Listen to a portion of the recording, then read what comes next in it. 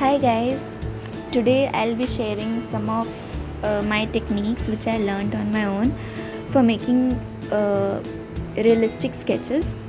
So as you can see, the first thing I am making is grid.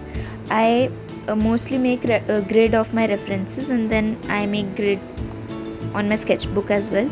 uh, Grid helps you keep up with the space.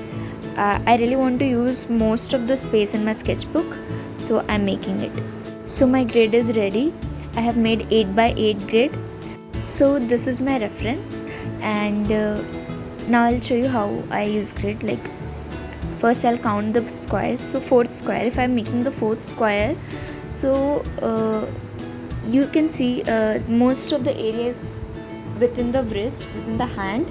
So I'll also make sure that in my grid most of the area is for the hand, and approximately 1/5 is outside. So I'm making the same. Suppose I'm making the thumb. So first I'll count the number of square in which the thumb is lying. Thumb is basically in the upper three squares, right? One full square and other two half squares.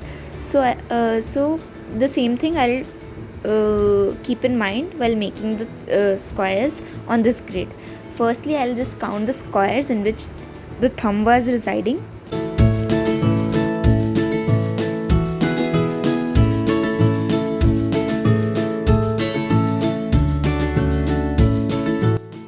So I'm making sure that one full square and two half squares are taking up the space.